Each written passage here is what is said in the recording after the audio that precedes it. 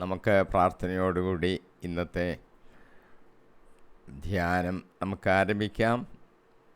ദൈവത്തിൻ്റെ പരിശുദ്ധാത്മാവ് ഇറങ്ങി വരണമെന്ന് ഞങ്ങൾ പ്രാർത്ഥിക്കുന്നു. അടിയൻ്റെ മേലും ശ്രോതാക്കളുടെ മേലും ആത്മാവ് പ്രവർത്തിക്കണമേ. ഹൃദയത്തിലേക്ക് ആത്മാവ് പ്രവർത്തിച്ച് ഞങ്ങൾ പഠിക്കുന്ന വിഷയങ്ങളിൽ ആഴമായ അർത്ഥതലങ്ങളിലേക്ക് കൊണ്ടുപോയി അതൊക്കെ ഞങ്ങളെ പഠിപ്പിക്കണമെന്ന് പ്രാർത്ഥിക്കുന്നു. അടിയന് വാചകങ്ങളെ തരണമേ, അധരങ്ങളെ തുറന്നു തരണമേ. കർത്താവെ, അനുഗ്രഹപ്രദമായ ഈ ധ്യാനം കർത്താവിൻ്റെ ഹിതപ്രകാരം നീ പറയുന്ന വാക്കുകൾ ഉപയോഗിച്ച് നീ പറയുന്ന കാര്യങ്ങൾ സംസാരിക്കുവാൻ ഇടയാക്കണമെന്ന് പ്രാർത്ഥിക്കുന്നു. ശ്രോതാക്കൾ അത് ചലനങ്ങളെ സൃഷ്ടിക്കണം, മാറ്റങ്ങളെ ഉണ്ടാക്കണം. കർത്താവിൽ കൂടുതലായിട്ട് ആശ്രയിച്ച് കർത്താവിന് വേണ്ടി ജീവിക്കുന്ന ഒരു ജീവിതം നയിക്കുവാൻ ദൈവത്തിൻ്റെ പരിശുദ്ധാത്മാവ് ശക്തരാക്കണമേ. യേശു കർത്താവിൻ്റെ വിലയേറിയ നാമത്തിൽ തന്നെ ആമീൻ. നമ്മൾ ഇന്ന് എഫേസ്യസ് ലേഖനം 3-ാം അധ്യായം 10-ാം വാക്യം മുതലാണ് ഇന്ന് ധ്യാനിക്കുന്നത്. ഞാൻ 10-ാമത്തെ വാക്യം വായിക്കാം. സ്വർഗീയ ഇടങ്ങളിലുള്ള ശക്തികൾക്കും അധികാരങ്ങൾക്കും സഭയിലൂടെ ദൈവത്തിൻ്റെ ബഹുമുഖജ്ഞാനം വ്യക്തമാക്കി കൊടുക്കാൻ വേണ്ടിയാണ് അവിടുന്ന് ഇപ്രകാരം ചെയ്തത്. സ്വർഗീയ ഇടങ്ങളിൽ അധികാരങ്ങളും മറ്റും നിലനിൽക്കുന്നു എന്നാണ് കാണിക്കുന്നത്. അത് അവർക്ക് സഭയിലൂടെ ദൈവത്തിൻ്റെ ബഹുമുഖ ജ്ഞാനം അറിയിക്കണം. സകലതും ഉണ്ടായത് ക്രിസ്തുവിലൂടെയാണ്. അവനെ കൂടാതെ ഒന്നും ഉണ്ടായിട്ടില്ല. ക്രിസ്തുവിൽ കൂടെ എല്ലാം ഉണ്ടായി. ഇനി എന്തെങ്കിലും ക്രിസ്തുവിൽ കൂടെ അല്ലാതെ ഉണ്ടായിട്ടുണ്ടോ? ഒന്നും ഉണ്ടായിട്ടില്ല. 1 കൊരിന്ത്യർ 8-ാം അധ്യായം 6-ാം വാക്യം പറയുന്നു, നമുക്ക് ഒരു ദൈവമേ ഉള്ളൂ. ആരാണോ സർവവും സൃഷ്ടിച്ചത്, ആർക്കു വേണ്ടിയാണോ നാം ജീവിക്കുന്നത്, ആ പിതാവ്. ഒരു കർത്താവേ നമുക്കുള്ളൂ. ആരിലൂടെയാണോ സർവവും ഉളവായത്, ആരിലൂടെയാണോ നാം നിൽക്കുന്നത്, ആ യേശു ക്രിസ്തു. നമുക്ക് ഒരു ദൈവമേ ഉള്ളൂ. ആരാധിക്കപ്പെടേണ്ടവൻ മാത്രം. അങ്ങോട്ടും ഇങ്ങോട്ടൊന്നും ഓടിപ്പോകേണ്ട കാര്യമില്ല. ഒരു ദൈവമേ ഉള്ളൂ. ആരാണ് ആ ദൈവം? ആരാണോ സകലതും സൃഷ്ടിച്ചത്. ദൈവം എന്ന് പറയുമ്പോൾ സൃഷ്ടാവാണ്. സകലതും സൃഷ്ടിച്ചവൻ. ആർക്കു വേണ്ടിയാണോ നാം ജീവിക്കുന്നത്, അത് നമ്മൾ ഒന്ന് തീരുമാനിക്കണം. നാം ജീവിക്കുന്നത് ദൈവത്തിന് വേണ്ടിയാണോ? ആയിരിക്കണം. ആ പിതാവാണ് ദൈവം. അങ്ങനെ ഒരു ദൈവമേ നമുക്കുള്ളൂ. മറ്റ് മതങ്ങളിൽ വേറെ പേര് പറയുന്നെങ്കിൽ നമ്മൾ അങ്ങോട്ട് ഓടിപ്പോകരുത്. നമുക്ക് ഒരു ദൈവമേ ഉള്ളൂ. കർത്താവ് ഒരാൾ മാത്രം. ആരാണോ നമ്മളെ രക്ഷിച്ച് പരിപാലിച്ച് നമ്മളെ നടത്തുന്നത്, ആ യേശു ക്രിസ്തു. കർത്താവിനെ മാത്രമേ ആരാധിക്കാവൂ. കൊളോസോസ് 1:16 പറയുന്നു, അവനിൽ സ്വർഗത്തിലും ഭൂമിയിലുമുള്ള ദൃശ്യവും അദൃശ്യവുമായ എല്ലാ വസ്തുക്കളും സൃഷ്ടിക്കപ്പെട്ടു. സിംഹാസനങ്ങളോ ആധിപത്യങ്ങളോ ശക്തികളോ അധികാരങ്ങളോ എന്തുമാകട്ടെ, എല്ലാം അവനിലൂടെയും അവന് വേണ്ടിയുമാണ് സൃഷ്ടിക്കപ്പെട്ടത്. അവനെന്ന് പറയുന്ന യേശുക്രിസ്തുവിൻ്റെ കാര്യമാണ്. സ്വർഗത്തിലും ഭൂമിയിലുമുള്ള എല്ലാം സൃഷ്ടിക്കപ്പെട്ടത് അവനിലൂടെയാണ്, അവന് വേണ്ടിയുമാണ്. ദൃശ്യവും അദൃശ്യവുമായ വസ്തുക്കളുണ്ട്. ഈ ഭൂമിയിൽ തന്നെ നമുക്ക് നോക്കിയാൽ അറിയാം. കണ്ണുകൊണ്ട് കാണാവുന്നതുണ്ട്, കാണാൻ വയ്യാത്തതുമുണ്ട്. അതുമാത്രമല്ല, ആത്മാക്കൾ നമ്മുടെ കണ്ണുകൊണ്ടൊന്നും കാണാൻ പറ്റുന്നതല്ലല്ലോ. മാലാഖമാർ, സ്വർഗത്തിലെ എല്ലാ വസ്തുക്കൾ, ജീവികൾ നമുക്ക് കാണത്തില്ല. അപ്പോൾ എല്ലാത്തിനെയും സൃഷ്ടി നടത്തിയത് യേശു ക്രിസ്തുവാണ്. അവനാണ് നമ്മുടെ കർത്താവ്.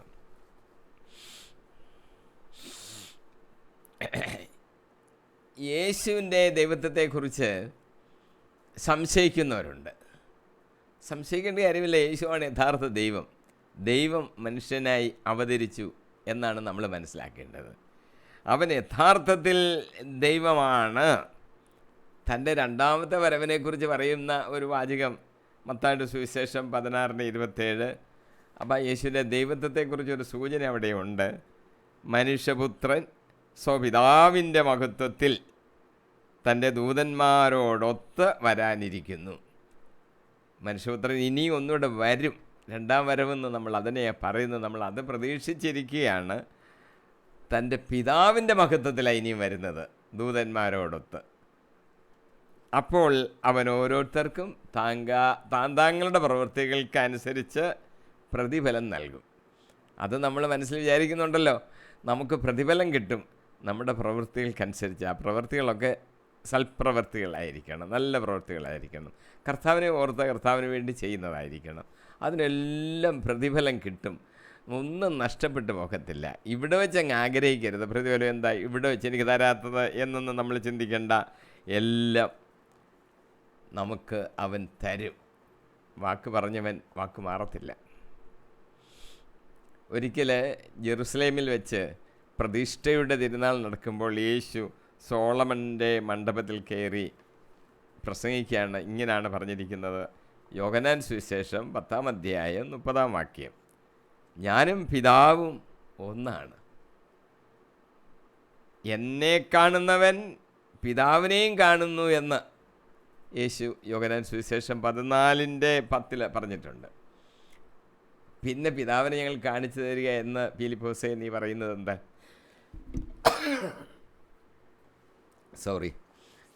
അങ്ങനെയാണ് യേശു ചോദിച്ചത്. ചിലർ യേശുവിനെ കണ്ട് പിതാവിനെ കാണുന്നില്ലെന്ന് പറയും. എന്നെ കാണുന്നവൻ പിതാവിനെയും കാണുന്നു, ഞാനും പിതാവും ഒന്നാകുന്നു. അപ്പോൾ അത് നമ്മൾ മനസ്സിലാക്കണം. യേശുവിൻ്റെ ദൈവത്വത്തെക്കുറിച്ച് യാതൊരുവിധ സംശയവും വേണ്ട. സ്വർഗത്തിലിരിക്കുന്ന ദൈവം നമ്മളെ പ്രതി നമ്മുടെ പാപപരിഹാരത്തിന് നടത്തുന്നതിന് വേണ്ടി മനുഷ്യനായി അവതരിച്ചു യേശു ക്രിസ്തു. ദൈവത്തിന് എല്ലാ ജ്ഞാനവും ശക്തിയും ഉണ്ട്. ദൈവത്തിന് അറിവില്ലാത്തതായിട്ടൊന്നുമില്ല. അവനാണല്ലോ എല്ലാ ജ്ഞാനം, എല്ലാ ശക്തിയും അവനാണ്. ജോബ് ഇങ്ങനെ പറയുന്നു, ജോബിൻ്റെ പുസ്തകം 11:13. വിജ്ഞാനവും ശക്തിയും ദൈവത്തോടുകൂടിയാണ്, അവിടത്തേക്ക് ആലോചനയും വിവേകവും ഉണ്ട്. ജ്ഞാനമെല്ലാം ദൈവത്തിൻ്റേതാണ്. ഇനി ആർക്കെങ്കിലും ജ്ഞാനം കുറവാണെങ്കിലേ ദൈവത്തോട് പ്രാർത്ഥിച്ചാൽ മതി, ജ്ഞാനം തരും. എല്ലാം ദൈവത്തിൻ്റേതാണ്, ദൈവം തരുന്നതാണ് നമുക്കുള്ളത്. അവൻ തരാത്തതായി നമുക്കെന്തുണ്ട്? ഒന്നുമില്ല. നമ്മുടെ അസ്തിത്വം മുതൽ സകലതും ദൈവം തന്നതാണ്, കൃപയാണ് ദൈവത്തിൻ്റെ. എന്തെങ്കിലും കുറവുണ്ടെങ്കിൽ ചോദിച്ചാൽ തരും. അതുകൊണ്ട് നമ്മൾ ചോദിച്ചാൽ മതി. ജ്ഞാനത്തിന് കുറവുള്ളവർ അത് ചോദിക്കാൻ ബൈബിൾ പറയുന്നുണ്ട്, തരിക തന്നെ ചെയ്യും. സങ്കീർത്തനം 104:24. കർത്താവേ, അങ്ങയുടെ സൃഷ്ടികൾ എത്ര വൈവിധ്യപൂർണമാണ്, ജ്ഞാനത്താൽ അങ്ങ് അവയെ നിർമ്മിച്ചു, ഭൂമി അങ്ങയുടെ സൃഷ്ടികളാൽ നിറഞ്ഞിരിക്കുന്നു.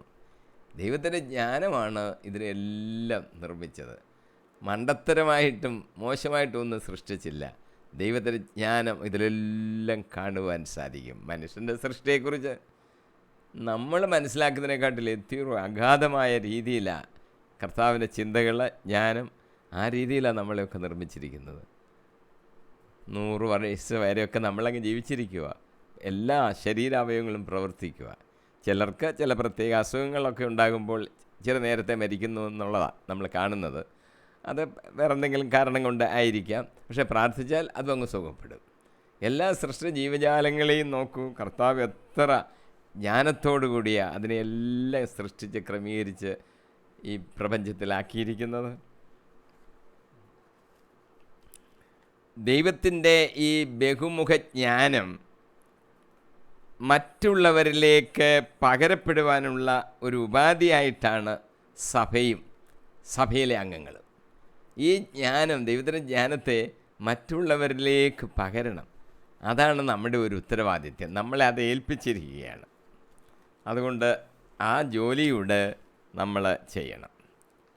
ഇനി ഞാൻ 11ാമത്തെ വാക്യത്തിലേക്ക് കടക്കുകയാണ്. 11.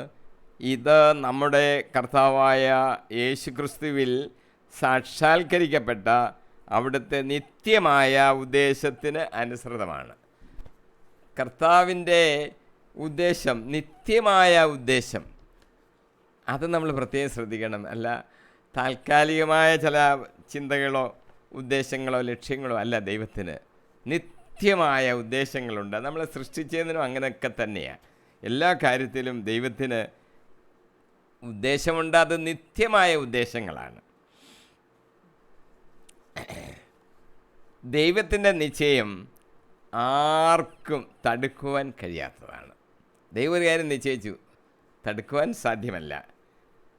പത്രോസ് യേശുവിൻ്റെ ക്രൂശ് മരണത്തെക്കുറിച്ച് ഇങ്ങനെ ആദ്യം കേട്ടപ്പോൾ തന്നെ പറഞ്ഞു, നിനക്കിത് സംഭവിക്കാതിരിക്കട്ടെ, സാത്താനെ പുറകെ പോ, എൻ്റെ പുറകെ പോ. യേശു ക്രൂശ് മരണത്തിന് വേണ്ടി വന്നതാ. നിത്യ തീരുമാനമാണ്. അതിനൊന്നും ആർക്കും തടസ്സപ്പെടുത്താനൊക്കത്തില്ല. പഴയ നിയമത്തിൽ ഒരു സംഭവം നാം കാണുന്നു. അസിറിയായിക്ക് എതിരായിട്ട് ദൈവത്തിൻ്റെ ഒരു വാക്കാണ്. യേശയ്യാ പ്രവാചകൻ 14-ാം അധ്യായം 24-25 വാക്യങ്ങളിൽ നമ്മൾ കാണുന്നു.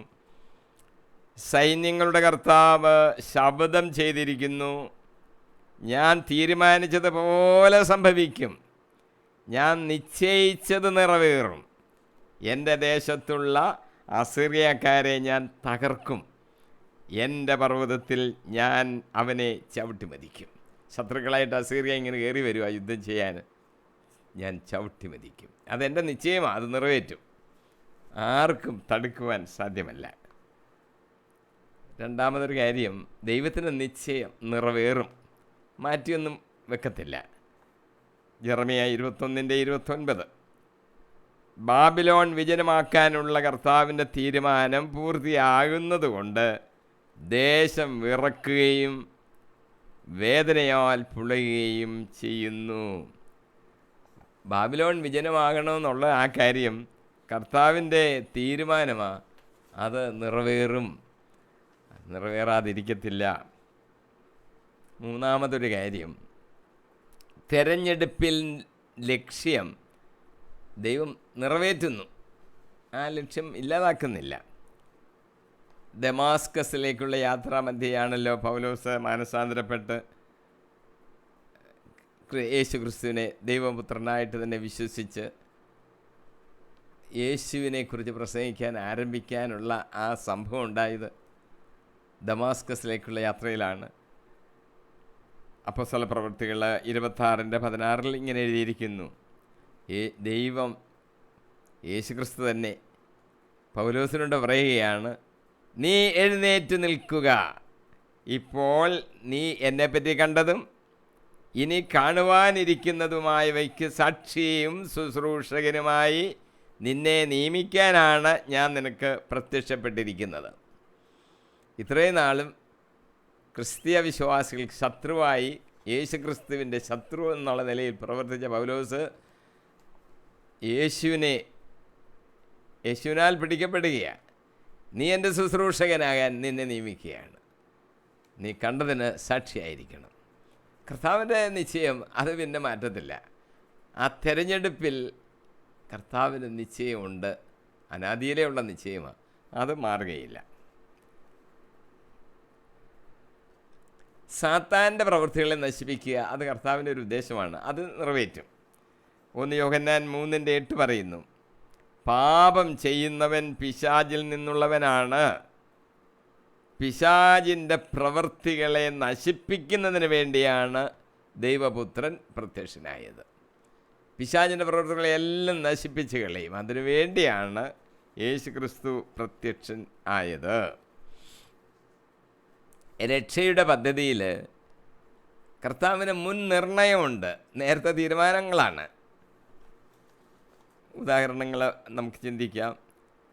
ഒന്ന്, ദിവ്യവചനം, ദിവ്യമായ വാഗ്ദാനമുണ്ട്.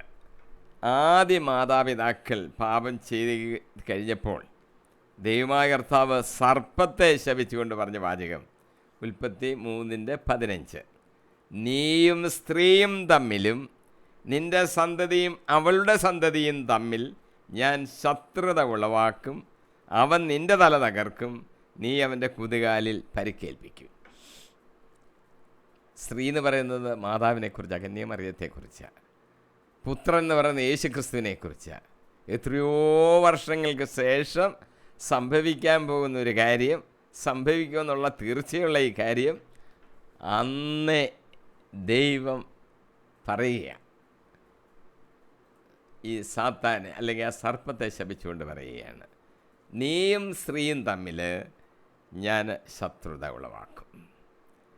അവൻ യേശുക്രിസ്തു നിന്റെ തല തകർക്കും, നീ അവൻ്റെ കുതികാലിൽ പരിക്കേൽപ്പിക്കും. എത്രയോ വർഷങ്ങൾക്ക് ശേഷം സംഭവിക്കുന്ന കാര്യം കർത്താവ് നേരത്തെ പറയുക. കാരണം നിശ്ചയിക്കപ്പെട്ട കാര്യമാണ്, അതിനൊന്നും ഒരു മാറ്റവും പിന്നീട് സംഭവിക്കത്തില്ല. പ്രവാചകന്മാരുടെ പ്രവചനത്തെക്കുറിച്ചും അങ്ങനെ നമുക്ക് ചിന്തിക്കാവുന്നതാണ്. അപ്പോസ്തല പ്രവൃത്തികൾ 2:23 പറയുന്നു, യേശുക്രിസ്തു അവൻ ദൈവത്തിൻ്റെ നിശ്ചിത പദ്ധതിയും പൂർവജ്ഞാനവും അനുസരിച്ച് നിങ്ങളുടെ കൈകളിൽ ഏൽപ്പിക്കപ്പെടുകയും അധർമ്മികളുടെ കൈകളാൽ അവനെ നിങ്ങൾ കുരിശിൽ തറച്ച് കൊന്നു. പത്രോസിൻ്റെ പ്രസംഗത്തിലെ ഒരു വാചകമാണ്.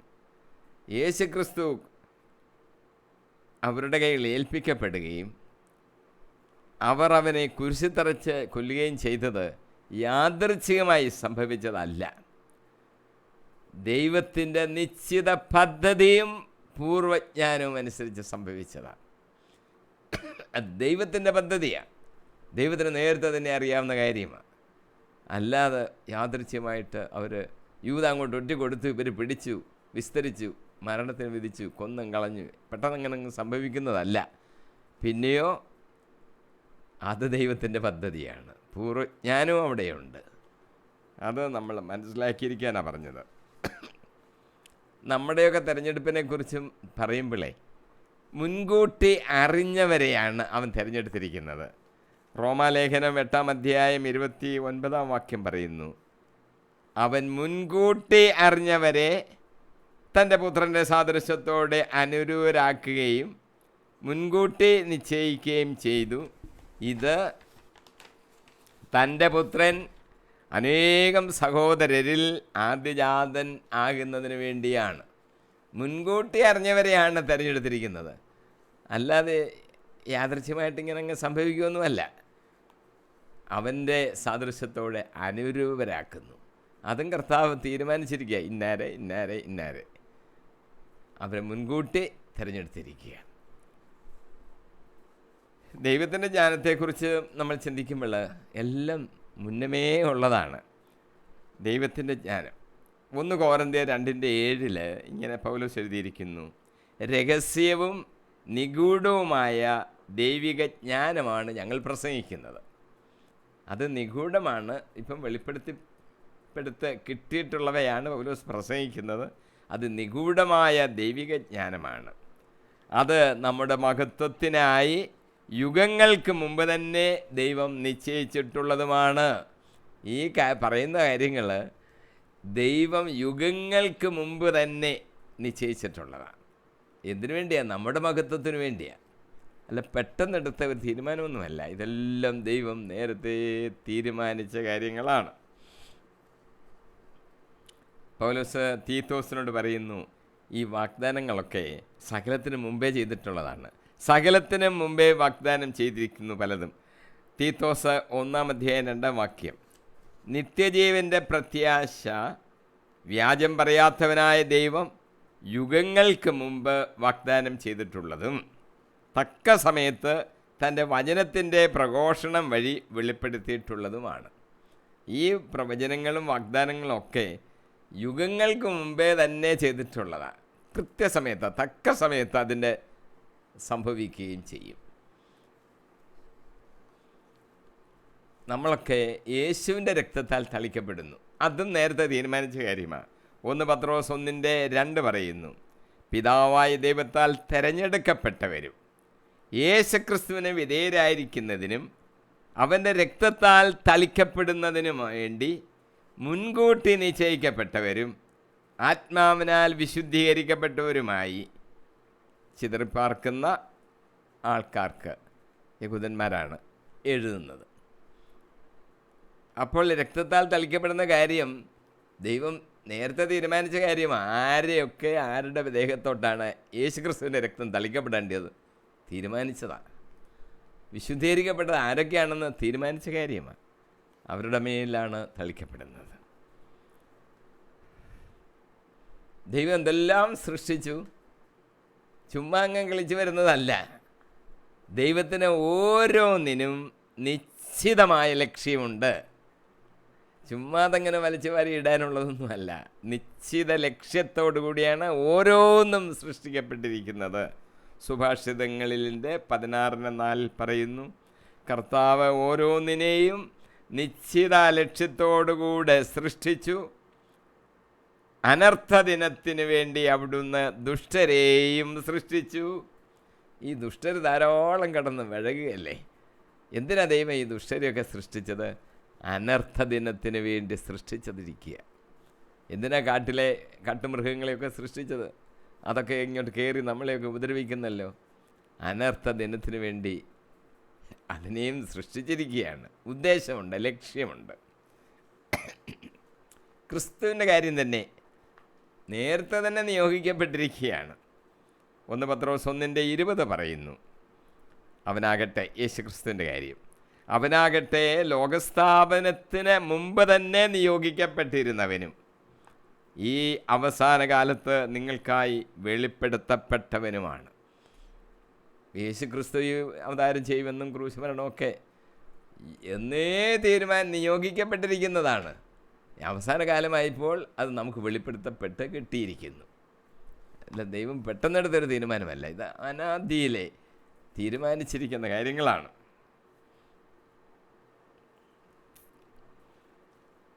ദൈവത്തിനൊരു തിരഞ്ഞെടുപ്പുണ്ട്. ആരെയാ തിരഞ്ഞെടുക്കേണ്ടതെന്നുള്ളത്. നിയമാവർത്തനം 7:6 പറയുന്നു, നിങ്ങളുടെ ദൈവമായ കർത്താവിന് നിങ്ങൾ വിശുദ്ധ ജനമാണ്. ഭൂമുഖത്തുള്ള എല്ലാ ജനതകളിൽ നിന്ന് തൻ്റെ സ്വന്തം ജനമാകേണ്ടതിന് അവിടുന്ന് നിങ്ങളെ തിരഞ്ഞെടുത്തിരിക്കുന്നു. ഇവിടെ ഇസ്രായേൽ ജനത്തെക്കുറിച്ച് പറഞ്ഞിരിക്കുന്നത്, പക്ഷേ ഇസ്രായേൽ ജനത്തോട് കൂട്ടിച്ചേർക്കപ്പെടുന്ന വിജാതിയരായ നമുക്കും ഈ വാക്യം ശരിയാണ്. അതാരെയൊക്കെ വേണം എടുക്കേണ്ടതെന്ന് ദൈവം നേരത്തെ തീരുമാനിച്ചതാണ്. എന്തിനാണ്? തൻ്റെ സ്വന്തം ജനമാകേണ്ടതിന് വേണ്ടി, ദൈവത്തിൻ്റെ സ്വന്തം ജനമാകേണ്ടതിന് വേണ്ടി നമ്മളെ തിരഞ്ഞെടുത്തിരിക്കുക. അപ്പോൾ നമുക്ക് വലിയ സന്തോഷത്തിൻ്റെ അവകാശമുണ്ട്. കാരണം ധാരാളം എണ്ണം വയ്യാത്ത ജനമായി ഈ ഭൂമുഖത്ത് ജീവിക്കുകയും മരിക്കുകയൊക്കെ ചെയ്തത്. തിരഞ്ഞെടുക്കപ്പെട്ടൊരു ചുരുക്കം എന്നാണ് പറഞ്ഞിരിക്കുന്നത്. അപ്പം തിരഞ്ഞെടുക്കപ്പെട്ടവരുടെ കൂട്ടത്തിൽ ഞാനുമുണ്ട്. എന്തൊരു സന്തോഷമാണ്! ഓരോ വ്യക്തി അതാ മനസ്സിലാക്കേണ്ടത്. തിരഞ്ഞെടുക്കാതിരിക്കാമായിരുന്നു, പക്ഷെങ്കിൽ തിരഞ്ഞെടുക്കപ്പെട്ടവരുടെ കൂട്ടത്തിൽ ഞാനുണ്ട്. ഓരോ വിശ്വാസി അത് ചിന്തിക്കണം. തിരഞ്ഞെടുക്കപ്പെട്ടവരുടെ കൂട്ടത്തിൽ ഞാനുണ്ട്. എന്തൊരു സന്തോഷം! ദൈവം എന്തിനാ എന്നെ തിരഞ്ഞെടുത്തത്? ദൈവമേ സ്തോത്രം! ദൈവം നമ്മെ തിരഞ്ഞെടുത്തുവല്ലോ എന്ന് നമ്മൾ മനസ്സിലാക്കണം. യേശുവാണ് കർത്താവ്. നിൻ്റെ ദൈവമായ കർത്താവ് ഞാനാകുന്നു, ഞാനല്ലാതെ വേറെ ഒന്നിനെയും നീ ഉണ്ടാക്കരുത്, വിഗ്രഹങ്ങളുണ്ടാക്കരുത്, ആരാധിക്കരുതെന്ന് കർത്താവ് പറഞ്ഞില്ലേ? ആരാണ് കർത്താവ്? യേശു കർത്താവാണ്. ഒരു ശാബത്ത് ദിവസം യേശു വയലിലൂടെ ശിഷ്യന്മാരൊത്ത് നടന്നു പോവുകയാണ്. അപ്പോൾ ശിഷ്യന്മാർക്കങ്ങ് വിശക്കുകയാണ്. അവരെ ആ വയലിൽ നിന്ന് ചില കതിര് പറിച്ച് ഇങ്ങനെ ഞെരടി അതങ്ങ് തിന്നു. പരീശരാരാണ്ടത് കണ്ടു. പെട്ടെന്ന് അവർ ക്വസ്റ്റ്യൻ ചെയ്യുക. ശാബത്ത് ദിവസം, അത് ശാബത്ത് ദിവസമായിരുന്നു. ചെയ്യാൻ പാടില്ലാത്തത്, നിഷിദ്ധമായത് യേശുവിനോടാണ് ചോദിക്കുന്നത്. നിൻ്റെ ശിഷ്യന്മാർ ചെയ്യുന്നത് എന്ത്? അവരാണ്ട് കതിരൊക്കെ പറിച്ച് കൈകൊണ്ട് തിരുമ്മി തിന്നുന്നു. കുറച്ച് ഗോതമ്പ് തിന്നു എന്നുള്ളതിലല്ല അവരുടെ പ്രശ്നം. ജോലി ചെയ്തു. ശാബത്ത് ദിവസം ചെയ്യാൻ പാടില്ലാത്ത ജോലി അത് എത്രമാത്രമാണെന്ന് അവരുടെ തൽമൂദിലൊക്കെ എഴുതി വെച്ചിട്ടുണ്ട്. അപ്പോൾ അതവർ ചെയ്തു എന്നുള്ളതാണ്. പറിച്ചെടുക്കുന്നു, കയ്യിലിട്ട് തിരുമുന്നു. അത് ഗോതമ്പിങ്ങനെ അവയ്ക്കുന്നത് പോലെ. അപ്പോൾ ആ ജോലിയൊക്കെ അവർ ചെയ്യുന്നു. അയ്യോ, അത് ചെയ്ത് എന്താ? വിശ്രമിക്കേണ്ട ദിവസമല്ലേ എന്നാണ് അവരുടെ ചോദ്യം. അപ്പോഴുള്ള കർത്താവ് വ്യക്തമായിട്ട് പറഞ്ഞു, ഇതാരാ നിയമം ഉണ്ടാക്കിയത്? കർത്താവാണ്. ഞാനാണ് ശാബ്ദത്തിൻ്റെയും കർത്താവ്. നിങ്ങൾക്കത് മനസ്സിലായില്ലേ? നിയമങ്ങളുണ്ടാക്കാനും അതിൻ്റെ അർത്ഥം പറയാനും അധികാരമുള്ളവൻ ഞാനാണ്. ഈ ശാബത്ത് ദിവസം വിശുദ്ധമായി ആചരിക്കണമെന്ന് നിയമമുണ്ടാക്കിയ കർത്താവ് ആരാണ്? ഞാനാണ് കർത്താവ്. ഇതാ യേശു പറഞ്ഞത്. യേശു ചോദിച്ചു അവരെ ഒന്ന് തെളിയിക്കാൻ വേണ്ടി, ദാവീദ് രാജാവ് സഹപ്രവർത്തകരുമായിട്ടെല്ലാം കൂടെ ഇങ്ങനെ വന്നപ്പോൾ വിശക്കുകയായിരുന്നൊരു ദിവസം, ശാബത്ത് ദിവസം.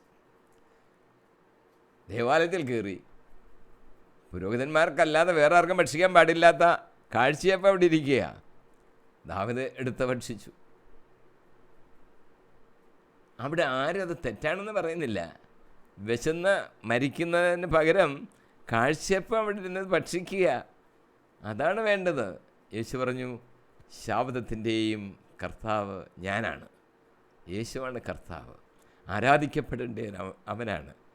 പലരും യേശുവിനെ കർത്താവാണെന്നൊക്കെ ഇങ്ങനെ പറഞ്ഞു വെച്ച് ആരാധിക്കാൻ ചെല്ലുമ്പോൾ വേറെ ചിലരെയൊക്കെ അങ്ങ് ആരാധിക്കും. കാര്യം കർത്താവിനോട് നേരിട്ടൊക്കെ സംസാരിക്കാൻ അവർക്ക് ഒരു പ്രയാസം അങ്ങ് തോന്നുക. അങ്ങനെ തോന്നണ്ടെന്ന് കർത്താവ് വ്യക്തമായിട്ട് പറഞ്ഞിട്ടുണ്ട്. നമുക്ക് പ്രാർത്ഥനയ്ക്ക് കർത്താവിന് മുമ്പിലാണ് പ്രാർത്ഥന അർപ്പിക്കേണ്ടത്, വേറെ ആൾക്കാരുടെ മുമ്പിലല്ല. നേരിട്ട് സംസാരിക്കാനുള്ള അവകാശം മക്കളെന്നുള്ള നിലയിൽ നമുക്ക് തന്നിരിക്കുകയാണ്. അത് നമ്മൾ ഉപയോഗപ്പെടുത്തണം. കർത്താവ് പറഞ്ഞു, മർക്കോസിൻ്റെ 2-ാം അധ്യായം 27-28, ശാബത്ത് മനുഷ്യന് വേണ്ടിയാണ്, മനുഷ്യപുത്രൻ ശാബത്തിൻ്റെയും കർത്താവാണ്. ശാബത്തിന് വേണ്ടി ഉണ്ടാക്കിയതൊന്നുമല്ല, മനുഷ്യന് വേണ്ടി ഉണ്ടാക്കിയതാണ്. വിശ്രമിക്കണമെന്നല്ലേ പറഞ്ഞിരിക്കുന്നത്? ദൈവത്തെ ആരാധിക്കാൻ വേണ്ടി വേർതിരിക്കപ്പെട്ട ഒരു ദിവസം. അപ്പോസ്തല പ്രവൃത്തികൾ 2:36 പത്രോസിൻ്റെ പ്രസംഗത്തിലൊരു വാചകമാണ്.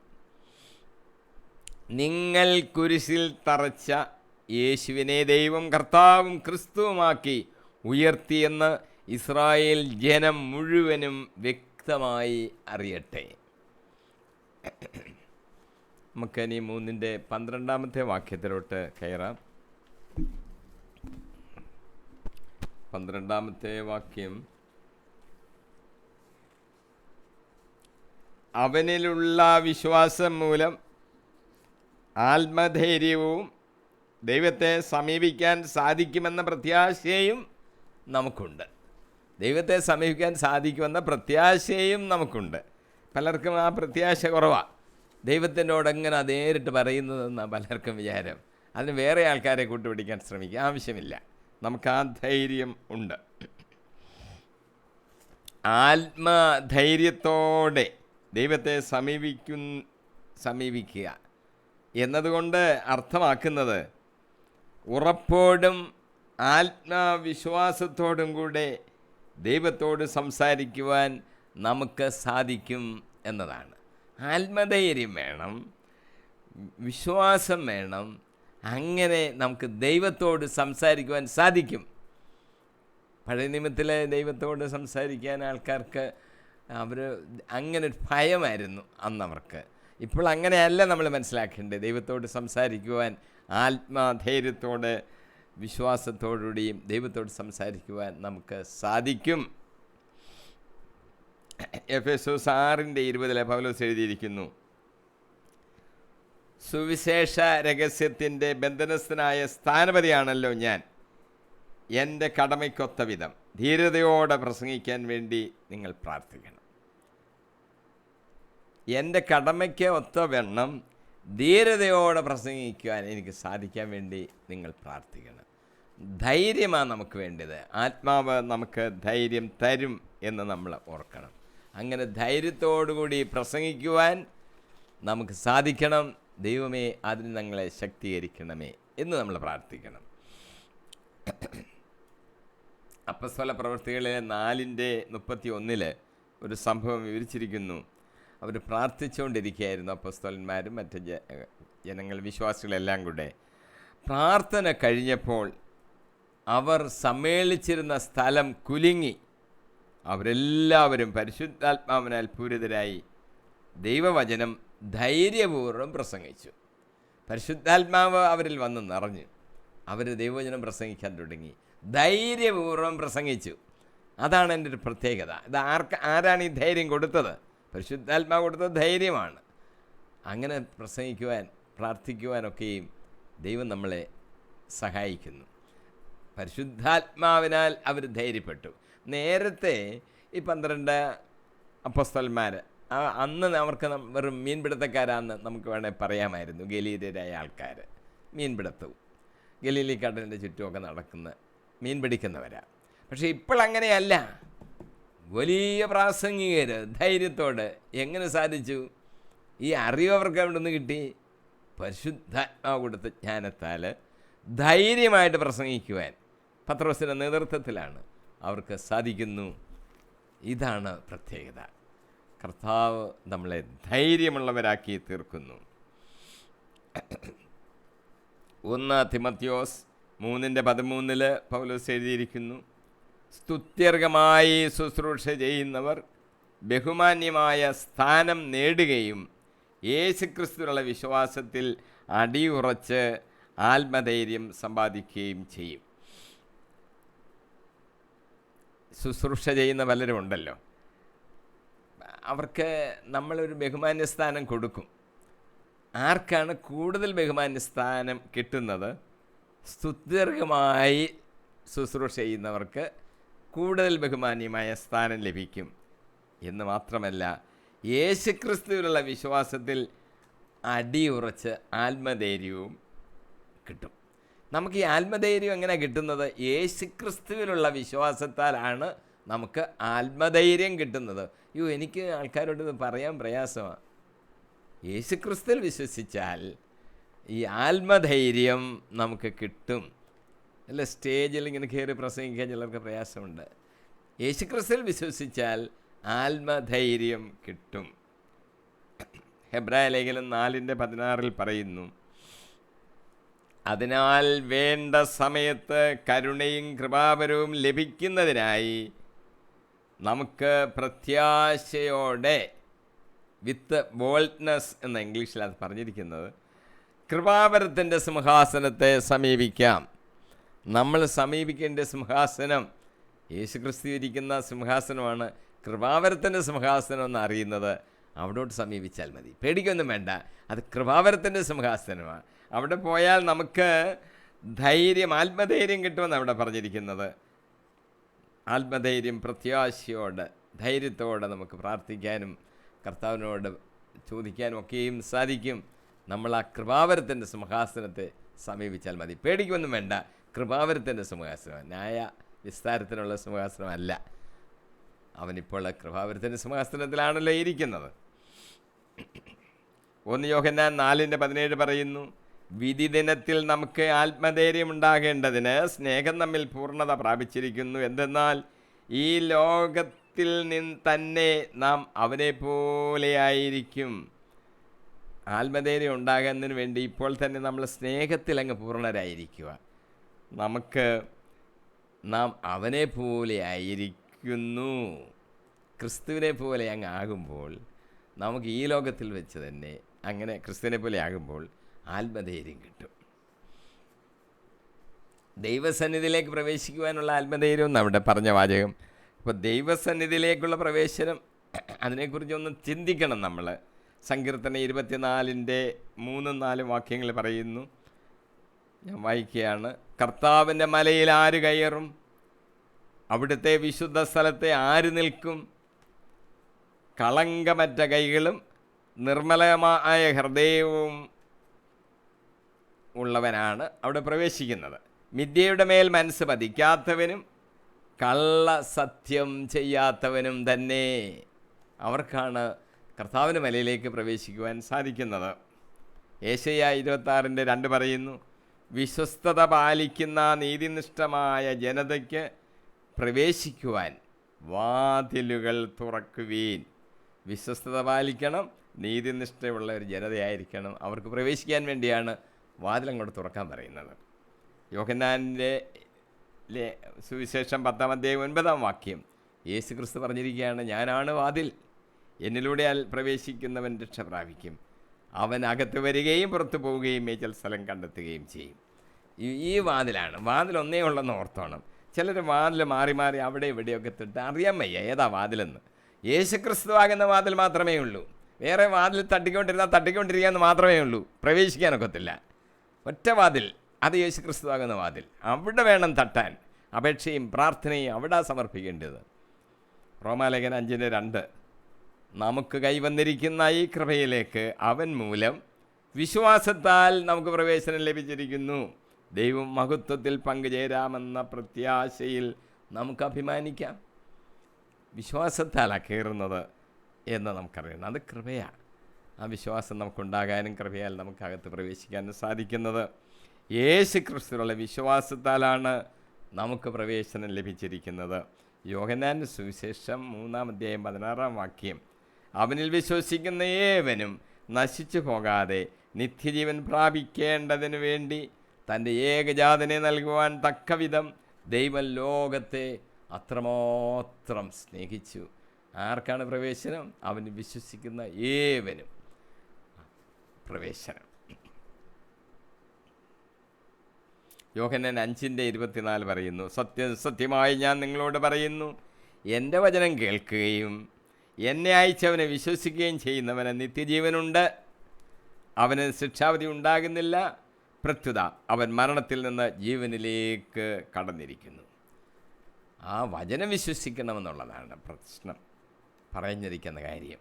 റോമർ 10:9 ആകയാൽ യേശു കർത്താവാണ് എന്ന് അധരം കൊണ്ട് ഏറ്റുപറയുകയും ദൈവം അവനെ മരിച്ചവരിൽ നിന്ന് ഉയർപ്പിച്ചു എന്ന് ഹൃദയത്തിൽ വിശ്വസിക്കുകയും ചെയ്താൽ നീ രക്ഷ പ്രാപിക്കും.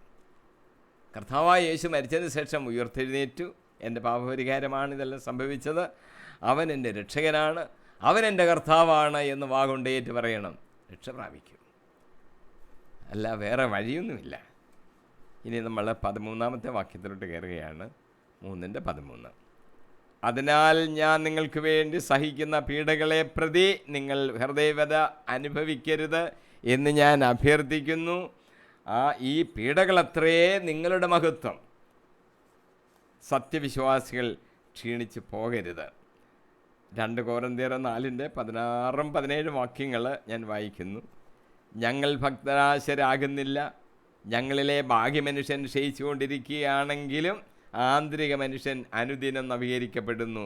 ഞങ്ങളുടെ ക്ലേശങ്ങൾ നിസ്സാരവും ക്ഷണികവുമാണ്, അവയുടെ ഫലമോ അനുഭവമായ മഹത്വവും. ഭാഗ്യമനുഷ്യൻ ക്ഷയിച്ചുകൊണ്ടിരിക്കുകയാണെന്ന് തോന്നും, പ്രായമൊക്കെ ആകുന്നില്ല, രോഗങ്ങളൊക്കെ വരും. ഭാഗ്യമനുഷ്യൻ ശരീരത്തിൻ്റെ കാര്യമാണ്, ക്ഷയിച്ചുകൊണ്ടിരിക്കുകയാണെങ്കിലും ആന്തരിക മനുഷ്യൻ ആത്മാവിൻ്റെ കാര്യങ്ങളാണ് പറയുന്നത്, അനുദിനം നവീകരിക്കപ്പെടുന്നു. നവീകരിക്കപ്പെടുകയാണ്. എപ്പോൾ? അനുദിനം നവീകരിക്കപ്പെടുന്നു. ഞങ്ങളുടെ ക്ലേശങ്ങളൊക്കെ നിസ്സാരമാണ്, അതിന് ഞങ്ങൾക്ക് കിട്ടുന്ന ഫലമോ അനുഭവമായ മഹത്വം. ഇപ്പോൾ ചില ക്ലേശങ്ങളൊക്കെ ഉണ്ടെന്ന് വിചാരിച്ച് ഞങ്ങൾക്ക് വിഷമമൊന്നുമില്ല. ഞങ്ങൾക്ക് അനുഭവമായ മഹത്വം ഞങ്ങൾക്ക് ലഭിക്കും എന്ന് ഞങ്ങൾക്ക് ഉറപ്പുണ്ട്. സങ്കീർത്തനം 119:50 പറയുന്നു, അങ്ങയുടെ വാഗ്ദാനം എനിക്ക് ജീവൻ നൽകുന്നു എന്നതാണ് ദുരിതങ്ങളിൽ എൻ്റെ ആശ്വാസം. ഹെബ്രായലേഖനം 12:11 പറയുന്നു, എല്ലാ ശിക്ഷണവും സന്തോഷപ്രദം എന്നതിനേക്കാൾ വേദനാജനകമായി തൽക്കാലത്തേക്ക് തോന്നുന്നു. എന്നാൽ അതിൽ പരിശീലിക്കപ്പെട്ടവർക്ക് കാലാന്തരത്തിൽ നീതിയുടെ സമാധാനപൂർവമായ ഫലം ലഭിക്കും. ചില വേദനകളൊക്കെ വരുമ്പോൾ അയ്യോ അതെനിക്ക് സഹിക്കാൻ വയ്യാന്നൊക്കെ പറഞ്ഞ് വിഷമിക്കും. വേണ്ട, സഹിക്കൂ. കർത്താവിന് വേണ്ടി എന്ത് ചെയ്യും? അതിൽ നമ്മൾ പരിശീലിക്കണം. കാലാന്തരത്തിൽ സമാധാനപൂർവമായ ഫലം നമുക്ക് ലഭിക്കും. നമ്മളത് കർത്താവിനെ പ്രതി സഹിക്കാൻ അങ്ങ് തയ്യാറാകണം. ഈ പീഡകളത്രേ നിങ്ങളുടെ മഹത്വമെന്നാണ് പറഞ്ഞിരിക്കുന്നത്. കഷ്ടതയ്ക്ക് ശുദ്ധീകരിക്കാനുള്ള ഒരു സ്വാധീന ശക്തിയുണ്ട്. ജോബിൻ്റെ പുസ്തകം 23:10 എന്നാൽ എൻ്റെ വഴി അവിടുന്ന് അറിയുന്നു, അവിടുന്ന് എന്നെ പരീക്ഷിച്ച് കഴിയുമ്പോൾ ഞാൻ സ്വർണം പോലെ പ്രകാശിക്കും. പരീക്ഷ നടക്കട്ടെ, ശുദ്ധീകരിക്കട്ടെ, ഞാൻ സ്വർണം പോലെ പ്രകാശിക്കും. സങ്കീർത്തനം 66:10 പറയുന്നു, ദൈവമേ അങ്ങ് ഞങ്ങളെ പരീക്ഷിച്ചറിഞ്ഞു, ഞങ്ങളെ വെള്ളി എന്ന പോലെ അങ്ങ് പരിശോധിച്ചോട്ടെ, നമ്മൾ ശുദ്ധീകരിക്കപ്പെടുന്നു. യേശയ്യാ 48:10 പറയുന്നു, ഞാൻ നിന്നെ ശുദ്ധീകരിച്ചു, എന്നാൽ വെള്ളി പോലെയല്ല, കഷ്ടതയുടെ ചൂളയിൽ നിന്നെ ഞാൻ ശോധന ചെയ്തു. വെള്ളി പോലെ ശുദ്ധീകരിക്കുന്നു പറയുമ്പോൾ അതിൻ്റെ ഒരു വിശദീകരണമായി യേശയ്യ പറയുന്നതിന് കാരണം കഷ്ടതയുടെ ചൂള. കഷ്ടതയുടെ ചൂളയാണ് നമ്മളെ പരിശോധിക്കാനുള്ള ആ ചൂള. അതിൽ നമ്മൾ പരിശോധിക്കപ്പെടും. മലാക്കി 3:3 പറയുകയാണ്, വെള്ളി ഉലയിൽ ശുദ്ധീകരിക്കുന്നവനെ പോലെ അവിടുന്ന് ഉപവിഷ്ടനാകും. ലേവി പുത്രന്മാർ യുക്തമായ ബലികൾ കർത്താവിനെ അർപ്പിക്കുന്നതിന് വേണ്ടി അവിടുന്ന് അവരെ സ്വർണവും വെള്ളിയും എന്ന പോലെ ശുദ്ധീകരിക്കും. വെള്ളി എങ്ങനെയാണ് ശുദ്ധീകരിക്കുന്നത്, സ്വർണം എങ്ങനെയാണ് ശുദ്ധീകരിക്കുന്നത്, അതുപോലെ ലേവി ഗോത്രത്തെ ശുദ്ധീകരിക്കും എന്നാണ് മലാക്കി പ്രവചിച്ചിരിക്കുന്നത്.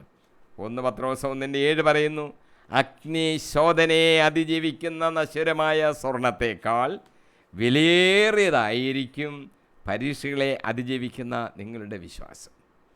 പരീക്ഷകളെയൊക്കെ അതിജീവിക്കുന്ന നിങ്ങളുടെ വിശ്വാസം. ഈ സ്വർണം അഗ്നിയിൽ പരിശോധിക്കുമ്പോൾ നല്ലതാണെന്ന് നമ്മൾ പറയും. അയ്യോ, അതിനെക്കാട്ടിൽ എത്ര ശ്രേഷ്ഠമാണ്. നമ്മളെ ശുദ്ധീകരിച്ച് കഴിയുമ്പോൾ നമ്മുടെ മഹത്വം അതിനെക്കാട്ടിൽ ശ്രേഷ്ഠം. ക്രിസ്തീയ സഹനങ്ങളെക്കുറിച്ച് പത്രോസ് തൻ്റെ ലേഖനത്തിൽ എഴുതിയിട്ടുണ്ട്. നമുക്ക് അഗ്നിപരീക്ഷകൾ ഉണ്ടാകാം, പക്ഷേ നാം പരിഭ്രമിച്ച് പോകരുത്. യഥാർത്ഥത്തിൽ നാം ആഹ്ലാദിക്കുകയാണ് വേണ്ടത്. എന്തെന്നാൽ ക്രിസ്തുവിൻ്റെ പീഡകളിൽ നമുക്ക് പങ്കുചേരാൻ സാധിക്കുന്നു. അങ്ങനെ ഒരു കാര്യം കൂടെ നമ്മൾ ഓർക്കണം. നമ്മൾ പീഡിപ്പിക്കപ്പെടുമ്പോൾ ക്രിസ്തു പീഡ സഹിച്ചവനാണല്ലോ, അവൻ്റെ പീഡകളിൽ നമുക്കൊരു പങ്കാണല്ലോ ലഭിക്കുന്നത് എന്ന് നമുക്ക് സന്തോഷമാണ് വേണ്ടിയത്.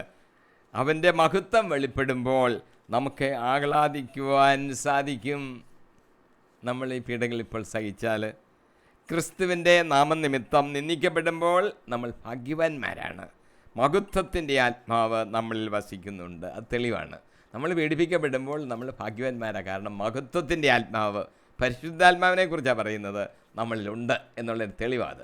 പരിശുദ്ധാത്മാവ്, മഹത്വത്തിൻ്റെ ആത്മാവ് നമ്മളിൽ വസിക്കുന്നുണ്ട്. ഏതെങ്കിലും പാപം ചെയ്തിട്ട് അതിൻ്റെ ഫലമായി ഉണ്ടാകുന്ന പീഡകളെക്കുറിച്ചല്ല ഈ പറയുന്നത്. അപ്രകാരമുള്ള പീഡകൾ ഉണ്ടാകാൻ ഇടയാകരുത്. ഒരാൾ ക്രിസ്ത്യാനി ആയിരിക്കുന്നു എന്ന കാരണം കൊണ്ട് മാത്രം പീഡ സഹിക്കേണ്ടി വരുന്ന അവസരത്തിൽ, അങ്ങനെയുള്ള അവസരങ്ങളൊക്കെ ഉണ്ടാകാം. യഥാർത്ഥത്തിൽ ക്രിസ്ത്യാനികൾ മറ്റുള്ളവരെ സ്നേഹിക്കുകയും അവരുടെ നന്മയ്ക്കായി പ്രവർത്തിക്കുകയുമാണ് ചെയ്യുന്നത്. സൽപ്രവർത്തികൾ വഴി അവരെ നമ്മൾ സഹായിക്കുന്നു. എന്നിട്ടും പീഡ സഹിക്കുന്നു എങ്കിൽ ലജ്ജിക്കേണ്ട, അഭിമാനിക്കുക, ദൈവത്തെ മഹത്വപ്പെടുത്തുക. ഒരു ക്രിസ്ത്യാനി മറ്റുള്ളവരെ സ്നേഹപൂർവ്വം സൽപ്രവർത്തികൾ ചെയ്ത് അവരെ സഹായിക്കുക ചെയ്യുന്നത്. നമ്മളെ ശത്രുക്കളായി കണ്ട് നമ്മളെ ഉപദ്രവിക്കാനാണ് പലരും ശ്രമിക്കുന്നത്. അവർ മനസ്സിലാക്കുന്നില്ല എന്നുള്ളത് കൊണ്ടാണ്. ഇതായാലും നമ്മൾ വിഷമിക്കേണ്ട, ലജ്ജിക്കേണ്ട, ദൈവത്തെ നമ്മൾ മഹത്വപ്പെടുത്തിക്കൊണ്ടേയിരിക്കണം. ഒരു ക്രിസ്ത്യാനി യാതൊരു കാരണവശാലും ഭയപ്പെടേണ്ടതില്ല. യാതൊരു കാരണത്താലും ഭയപ്പെടേണ്ടതില്ല. പ്രോത്സാഹനത്തിനുള്ള 7 വാക്യങ്ങൾ ഞാൻ വായിക്കുകയാണ്. ജീവിതയാത്രയിൽ നമുക്ക് അനുഗ്രഹങ്ങൾ ലഭിക്കും. ബേർഷാബ എന്ന സ്ഥലത്ത് വെച്ച് കർത്താവ് ഇസ്ഹാക്കിന് പ്രത്യക്ഷപ്പെട്ട് പറഞ്ഞൊരു വാചകമുണ്ട്. ഉൽപ്പത്തി 26:24, നിൻ്റെ പിതാവായ അബ്രാഹത്തിൻ്റെ ദൈവമാണ് ഞാൻ, നീ ഭയപ്പെടേണ്ട, ഞാൻ നിന്നോട് കൂടെയുണ്ട്, എൻ്റെ ദാസനായ അബ്രാഹത്തെ പ്രതി ഞാൻ നിന്നെ അനുഗ്രഹിക്കും. ഭയപ്പെടേണ്ട, ഞാൻ അബ്രാഹത്തിൻ്റെ ദൈവമാണ്, നീ ഭയപ്പെടേണ്ട, നിന്നോട് കൂടെ ഞാനുണ്ട്, ഞാൻ നിന്നെ അനുഗ്രഹിക്കും. രണ്ടാമതൊരു സംഗതി, ക്ഷാമകാലത്ത് നമുക്ക് സംരക്ഷണം ലഭിക്കും. 1 രാജാക്കന്മാർ 17:14-16 ഏലിയ സറേഫാത്തിലെ വിധവയോട് പറഞ്ഞ വാചകമാണ്, താൻ ഭൂമിയിൽ മഴ പെയ്യ്ക്കുന്നത് വരെ കലത്തിലെ മാവ് തീർന്നു പോവുകയില്ല, ഭരണിയിലെ എണ്ണ വറ്റുകയുമില്ല എന്ന് ഇസ്രായേലിൻ്റെ ദൈവമായ കർത്താവ് അരുളി ചെയ്യുന്നു. ഏലിയ വഴി കർത്താവ് അരുളി ചെയ്തതുപോലെ കലത്തിലെ മാവ് തീർന്നു പോയില്ല, ഭരണിയിലെ എണ്ണ വറ്റിയതുമില്ല. ക്ഷാമം വന്നോട്ട് നമ്മുടെ ഭരണിയിലെ എണ്ണ വറ്റിപ്പോകത്തില്ല. 3, ആപത്തിൽ നമുക്ക് സംരക്ഷണം കിട്ടും. സിറിയ രാജാവ് നഗരത്തെ വളഞ്ഞിരിക്കുന്നതായിട്ട് ഏലിശ പ്രവാചകൻ്റെ ദാസൻ കണ്ടു. അയ്യോ, നമ്മുടെ നഗരമൊക്കെ വളഞ്ഞിരിക്കുന്നു. ഏലിശ പ്രാർത്ഥിച്ചു. പെട്ടെന്ന് ദാസൻ്റെ കണ്ണുകൾ തുറന്ന് നോക്കിയപ്പോൾ കണ്ടത് 2 രാജാക്കന്മാർ 6:17 എഴുതിയിരിക്കുന്നു, ഏലിഷായ്ക്ക് ചുറ്റും മല ആഗ്നേയ രഥങ്ങളും കുതിരകളും കൊണ്ട് നിറഞ്ഞിരിക്കുന്നു എന്നത് അവൻ്റെ കണ്ണുകൊണ്ട് അവൻ കണ്ടു. ദൈവത്തിന് സാധിക്കാത്ത വല്ലതും ഉണ്ടോ? ശത്രുക്കളിങ്ങനെ ആക്രമിക്കുകയാണെന്നാണ് വിചാരിച്ചത്. പക്ഷേ നോക്കിയപ്പോഴാണ് ആ ദാസൻ ഏലിഷായുടെ ദാസൻ കണ്ടത് അഗ്നി രഥങ്ങൾ കൊണ്ട് അവിടെ നിറഞ്ഞിരിക്കുക ഏലിഷായുടെ സംരക്ഷണത്തിന്. ബലഹീനതയിൽ നമുക്ക് ശക്തി ലഭിക്കും. യെശയ്യാ പ്രവാചകന് ഇങ്ങനെ അരുളി ചെയ്തിരിക്കുന്നു, യെശയ്യാ 41:10, ഭയപ്പെടേണ്ട, ഞാൻ നിന്നോടുകൂടെയുണ്ട്, സംഭ്രമിക്കേണ്ട, ഞാനാണ് നിൻ്റെ ദൈവം, ഞാൻ നിന്നെ ശക്തിപ്പെടുത്തുകയും സഹായിക്കുകയും ചെയ്യും. പരിശോധനകൾ വരുമ്പോൾ സഹിതം ലഭിക്കും. യെശയ്യാ 43:1-2 വാക്യങ്ങൾ, യാക്കോബേ, നിന്നെ സൃഷ്ടിക്കുകയും ഇസ്രായേലേ, നിന്നെ രൂപപ്പെടുത്തുകയും ചെയ്ത കർത്താവ് അരുളി ചെയ്യുന്നു, ഭയപ്പെടേണ്ട, ഞാൻ നിന്നെ രക്ഷിച്ചിരിക്കുന്നു, നിന്നെ പേര് ചൊല്ലി വിളിച്ചിരിക്കുന്നു, നീ എൻ്റേതാണ്. യാക്കോബിനോട് പറഞ്ഞതാ, നമ്മളോടും അങ്ങനെ തന്നെ പറയും, നിന്നെ ഞാൻ പേര് ചൊല്ലി വിളിച്ചിരിക്കുന്നു. നമ്മുടെ എല്ലാവരുടെയും പേര് കർത്താവിന് അറിയാം. പേര് വിളിച്ച് ശൗലേ ശൗലേ എന്നൊക്കെ അല്ലേ വിളിക്കുന്നത്, മോശേ മോശേ, എല്ലാവരുടെയും പേരറിയാം. അബ്രാഹത്തെ വിളിക്കാം, അബ്രഹാം, പേര് ചൊല്ലി വിളിക്കുന്നവനാണ് നമ്മുടെ ദൈവം. നമ്മുടെ എല്ലാം പേര് അവനറിയാം. പേര് ചൊല്ലി വിളിക്കും, ഭയപ്പെടേണ്ട, നീ എൻ്റേതാണ്. നമുക്ക് മീതെ മറയ്ക്കുന്ന ഒരു കരുതലാണ് ഉള്ളത്. നമ്മുടെ തലമുടിയുടെ കാര്യം നോക്കിയാൽ നമുക്ക് അറിയത്തില്ല എത്ര ഉണ്ടെന്ന്. പക്ഷേ മത്തായിയുടെ സുവിശേഷം 10:30 പറയുന്നു, നിങ്ങളുടെ തലയിലെ ഓരോ മുടിയും എണ്ണപ്പെട്ടിരിക്കുന്നു. അറിയാൻ ചുമ്മാതൊന്നും സംഭവിച്ചതല്ല, ഓരോ മുടിയും എണ്ണപ്പെട്ടിരിക്കുന്നു. എത്ര എണ്ണം ഉണ്ടെന്ന് നമുക്കറിയത്തില്ല, കർത്താവ് അറിഞ്ഞ് എണ്ണി സൃഷ്ടിച്ചിരിക്കുകയാണ്. നമുക്ക് മരണാനന്തരമുള്ളൊരു ജീവനുണ്ട്. അതാണ് നമുക്ക് ഏറ്റവും പ്രധാനമായിട്ട് നമ്മൾ ചിന്തിക്കുന്നത്. മരിച്ചാലും കുഴപ്പമില്ല, പിന്നൊരു ജീവനുണ്ട്. വെളിപാട് 2:7, ആത്മാവ് സഭകളോട് അരുളി ചെയ്യുന്നത്, ചെവി ഉള്ളവൻ കേൾക്കട്ടെ, വിജയം വരിക്കുന്നവനെ ദൈവത്തിൻ്റെ പർദീസായിലുള്ള ജീവവൃക്ഷത്തിൽ നിന്ന് ഞാൻ ഭക്ഷിക്കുവാൻ കൊടുക്കും. പർദീസായിൽ നമുക്ക് പ്രവേശം, അവിടെ പഴമൊക്കെ ഉണ്ട്, നമുക്ക് ഭക്ഷിക്കുവാൻ കിട്ടും. അതാണ് നമ്മുടെ പ്രത്യാശ എന്ന് നമ്മൾ മനസ്സിലാക്കണം. നമ്മളിന്ന് എഫേസോസ് 3:10-13 വരെയുള്ള വാക്യങ്ങളാണ് നമ്മളിന്ന് പഠിച്ചത്, ധ്യാനിച്ചത്. യേശുക്രിസ്തുവിൻ്റെ ദൈവത്വത്തെക്കുറിച്ച്, അവനിലാണ് എല്ലാ വസ്തുക്കളും സൃഷ്ടിക്കപ്പെട്ടത് എന്നതിനെക്കുറിച്ചൊക്കെ നാം ചിന്തിച്ചു. ഓരോന്നിനെയും സൃഷ്ടിച്ചതിൽ ദൈവത്തിന് പ്രത്യേക ഉദ്ദേശമുണ്ടെന്നും അത് തടുക്കുവാൻ ആർക്കും സാധിക്കുകയില്ലെന്നും നാം മനസ്സിലാക്കി. രക്ഷാപദ്ധതിയിൽ ദൈവത്തിന് മുൻനിർണയമുണ്ട്. യേശുവാണ് ഏക കർത്താവ് എന്നെല്ലാം നാം മനസ്സിലാക്കി. അവനെ മാത്രമേ ആരാധിക്കാവൂ. ഇനി നമ്മൾ അടുത്ത എപ്പിസോഡ് 134 എപ്പിസോഡിൽ എഫേസോസ് 3:14 മുതലുള്ള വാക്യങ്ങൾ നമുക്ക് ധ്യാനിക്കുകയും പഠിക്കുകയും ചെയ്യാം. ദൈവത്തിൻ്റെ പരിശുദ്ധാത്മാവ് നമ്മളെ നയിക്കട്ടെ. എപ്പോഴും അവൻ നമ്മുടെ കൂടെ ഇരുന്ന് അവൻ്റെ ഹിതപ്രകാരം നമ്മളെ മുന്നോട്ട് കൊണ്ടുപോകട്ടെ എന്ന് പ്രാർത്ഥിക്കുന്നു. യേശു ക്രിസ്തുവിൻ്റെ നാമത്തിൽ തന്നെ. ആമീൻ, ആമീൻ, ആമീൻ.